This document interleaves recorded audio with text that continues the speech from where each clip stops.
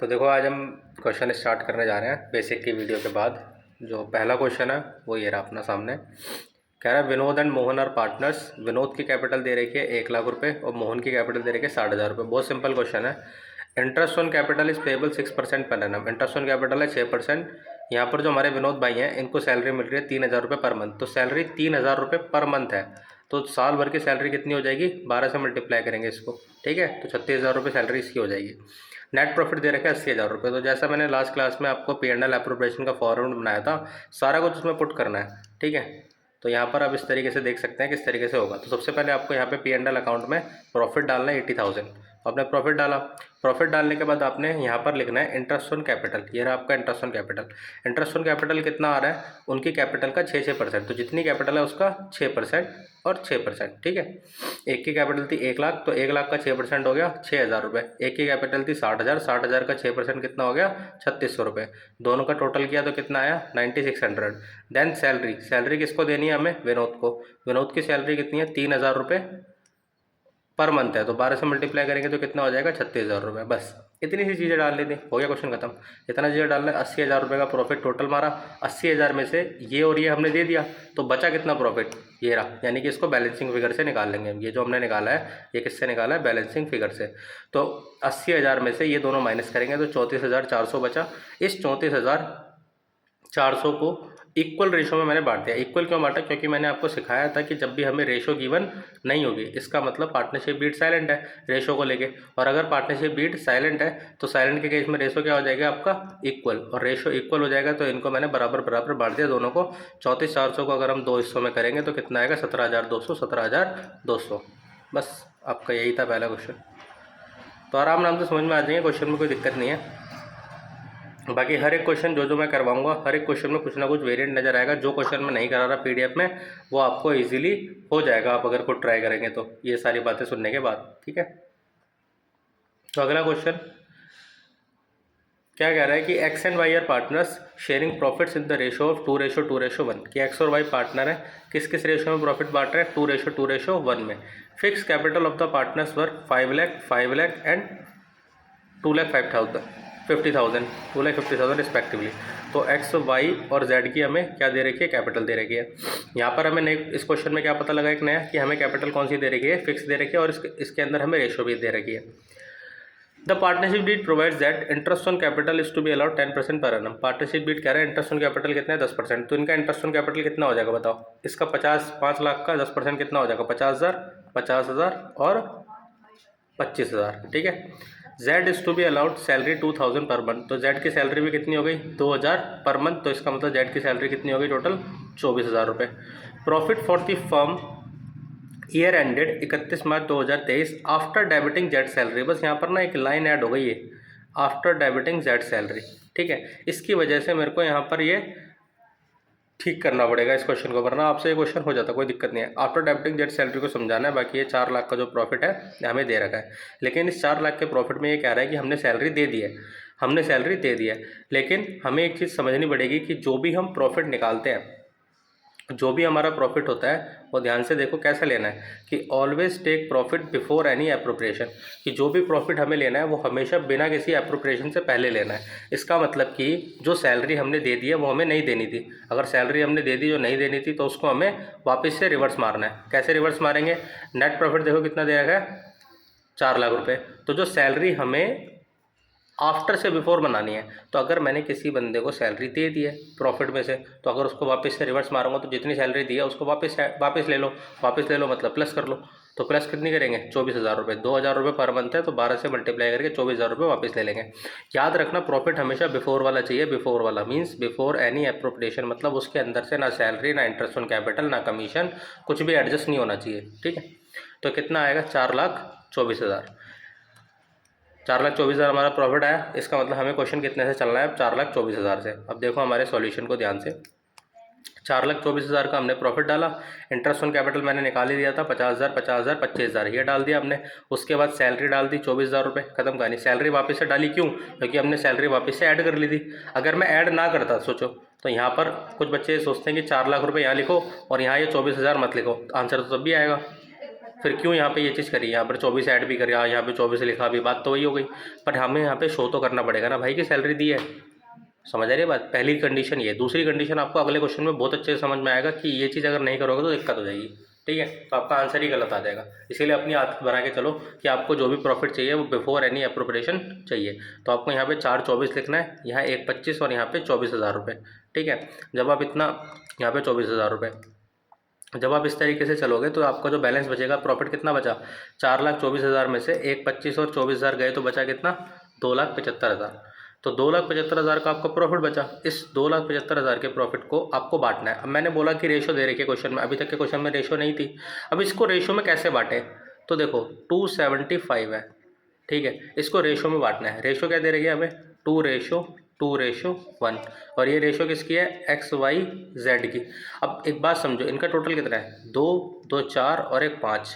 तो अगर मुझे x का निकालना है ना, तो मैं क्या करूँगा, 2,75,000 को मल्टीप्लाई करूँगा 2/5 से, मतलब जितना टोटल है 2, 2 4 और 1 5, 5 से डिवाइड कर दूंगा, और x का कितना है 2, 2 से मल्टीप्लाई कर दूंगा, सिंपल, ठीक है। इसी तरीके से अगर y का निकालना है तो y का सेम 2,75,000 मल्टीप्लाई y का कितना है 2/5।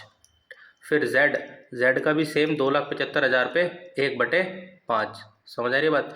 जब आप इस तरीके से इसको सॉल्व कर दोगे तो आपका आंसर आ जाएगा x का 1,10,000, y का 1,10,000 और z का 55,000 रुपये, ठीक है। उम्मीद है दोनों क्वेश्चन समझ आए होंगे। आइए अब तीसरे क्वेश्चन की ओर चलते हैं, जो हमें थर्ड क्वेश्चन कह रहा है। थर्ड क्वेश्चन क्या कह रहा है, थर्ड क्वेश्चन हमें कह रहा है कि XY पार्टनर है। देखो पूरा क्वेश्चन है ऊपर वाले की तरह सेम लगेगा आपको। XY पार्टनर है, sharing profit in the ratio 3:2, capital दे रखी है आपको 8 लाख और 6 लाख रुपए रिस्पेक्टिवली। इंटरेस्ट ऑन कैपिटल कितना बनेगा बेटा, 5%। तो 8 लाख का 5% कितना हो जाएगा बेटा, सीधे सीधे निकाल सकते हो, 5 को 8 से मल्टीप्लाई करो, 8 पंजे 40,000 रुपये। तो इंटरेस्ट ऑन कैपिटल इसका आएगा 40 और इसका आएगा 30, 5 6 30, ठीक है बेटा।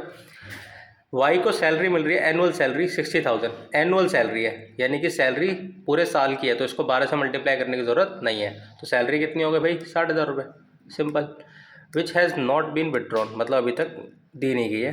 Profit for the year ended 31 March 2023, profit जो है हमारा 31 मार्च 2023 को लिखा है before interest on capital but after charging Y salary. वही वाली बात कह रहा है। देखो बिफोर इंटरेस्ट ऑन कैपिटल बोलता है तो भाई हमें तो बिफोर ही चाहिए, इसमें तो कोई दिक्कत ही नहीं है। मैंने अभी आपको समझाया कि बिफोर एनी अप्रोप्रिएशन चाहिए, इसने बिफोर ही बोला तो कोई दिक्कत ही नहीं। But after charging Y salary, कह रहा है वाई की सैलरी चार्ज करने के बाद। अगर वाई की सैलरी चार्ज करने के बाद है तो इसका मतलब यहाँ पर भी हमें वाई की सैलरी वापस से ऐड करनी पड़ेगी। अब आप बोलोगे कि सेम ही तो क्वेश्चन है, फिर क्या, फिर क्यों करवा रहे हो, मतलब प्रॉब्लम क्या है इस क्वेश्चन में। प्रॉब्लम यह है कि अगले क्वेश्चन में अगली लाइन है एक इंपॉर्टेंट, एक लाइन और ऐड कर दी इस क्वेश्चन में।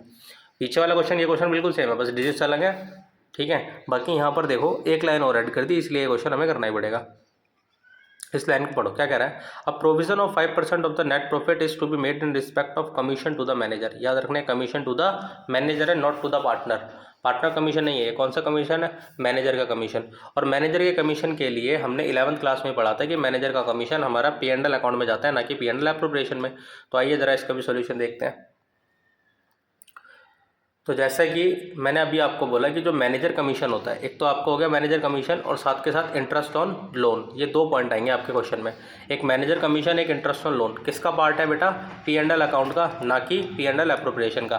तो मैनेजर कमीशन और इंटरेस्ट ऑन लोन किसका पार्ट है, P&L अकाउंट का, ना कि P&L एप्रोप्रिएशन का। इसका मतलब जो मैनेजर कमीशन आपको 5% देना है प्रॉफिट का, 5% देना है प्रॉफिट का, उस प्रॉफिट का 5% आपको क्या करना पड़ेगा, मैनेजर को कमीशन देना है। और वो कहाँ देना पड़ेगा, P&L अकाउंट में।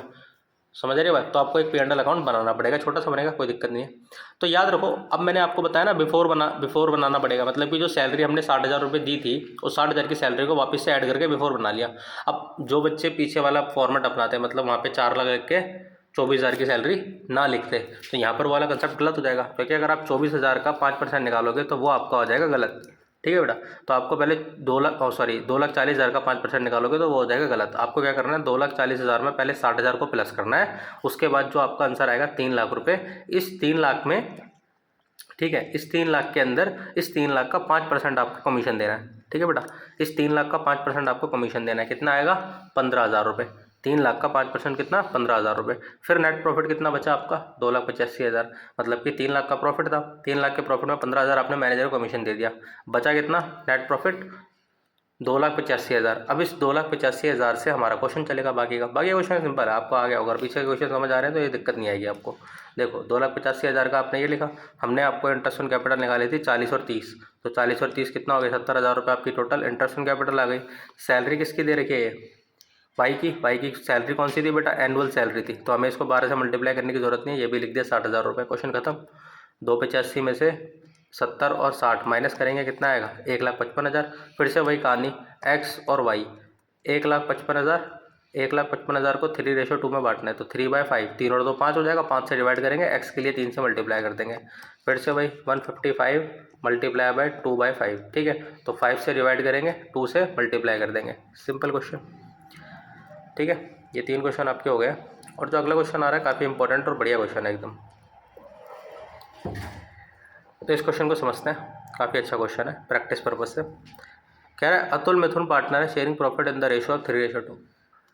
बैलेंस दे रखे हैं 1 अप्रैल 2022 को, किसके, अतुल के और मिथुन के। ये कैपिटल के बैलेंस है 5 लाख और 6 लाख।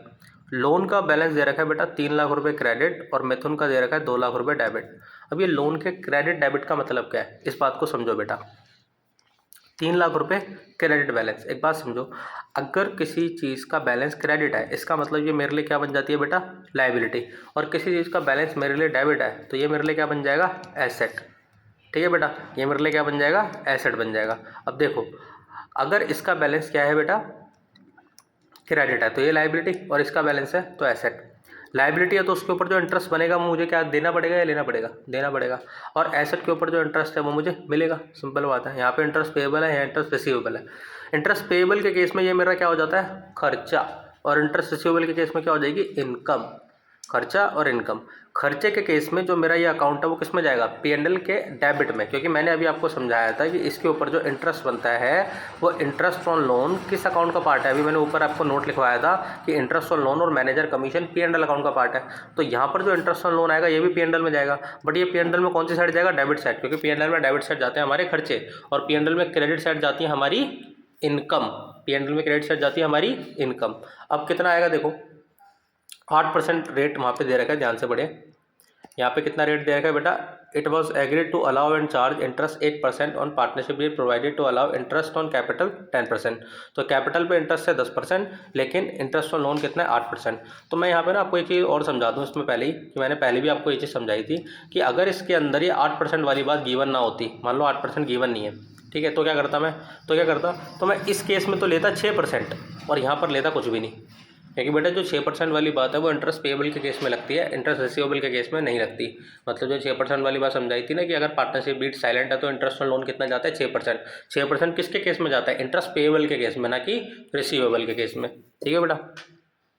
फिलहाल के लिए तो हमें इस क्वेश्चन के अंदर रेट गिवन है 8%, तो हमें उसी से क्वेश्चन चलना है। तो 8% का कितना लगेगा बेटा, 8% 24,000 16,000, किसका 24-16 लिया मैंने, उसके लोन का, यानी कि 3 लाख का 8% कितना हो गया 24,000, और 2 लाख का 8% कितना हो गया बेटा 16,000, ठीक है। ये कहाँ जाएगा, P&L में डेबिट साइड, और ये जाएगा P&L में क्रेडिट साइड, सिंपल, ठीक है। P&L में जाएगा, प्रॉफिट कितना दे रखा है क्वेश्चन में आप देख सकते हो कि इनके बाद इसकी इंटरेस्ट ऑन ड्राइंग जो है वो दे रखे कैलकुलेट करके 5,000 ईच, और 2,28,000 इनका प्रॉफिट दे रखा है। अब क्वेश्चन चलाते हैं, ध्यान से देखिए। तो पहले क्या दे रखा है, प्रॉफिट दे रखा है, तो हमें P&L अकाउंट बनाना पड़ेगा। P&L में पहले प्रॉफिट डाल दिया हमने 2,28,000 रुपये। अब 2,28,000 से क्वेश्चन चल रहा है। अब ना कई बच्चों के दिमाग में क्वेश्चन आता है कि सर P&L अकाउंट में तो ग्रॉस प्रॉफिट आता था, सीधा नेट प्रॉफिट यहाँ पे कहाँ से आ गया।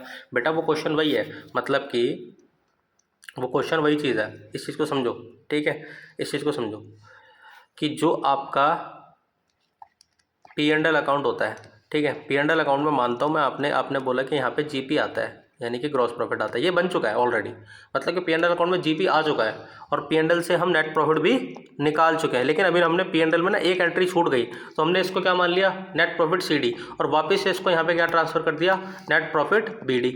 ये तो कर सकते हैं ना हम, तो मैंने इसी को यहीं ट्रांसफ़र कर दिया, और यहाँ पर मैं इंटरेस्ट ऑन लोन की एंट्री कर दूंगा, इंटरेस्ट ऑन लोन, यहाँ पर भी इंटरेस्ट ऑन लोन की एंट्री कर दूंगा, तो मेरा फिर से प्रॉफिट निकल जाएगा, यहीं पे लो फिर प्रॉफिट निकल जाएगा। समझ आ रही बात, तो मतलब जो एंट्री छूट गई इसीलिए उसको CD से BD बना लिया मैंने। समझ आ रही बात, तो यहाँ पर ध्यान से देखो,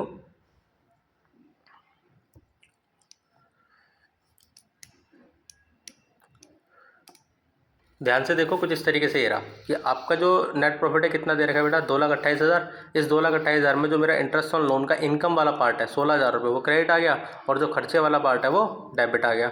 तो नेट प्रॉफिट अब मेरा कितना बचेगा, 2,20,000। इसको ऐड कर लेंगे, ठीक है, और ये वाला 24,000 माइनस करेंगे, 2,20,000। इसके बाद की कहानी आपके लिए सिंपल है, ठीक है, समझने वाली बात बस इंटरेस्ट ऑन लोन के लिए थी इस पूरे क्वेश्चन में। तो आपका P&L अकाउंट में 2,20,000 ये डाल दिया। इंटरेस्ट ऑन ड्राइंग आपको क्वेश्चन में गिवन है 5-5 हज़ार रुपये, 10,000 ये आ गया।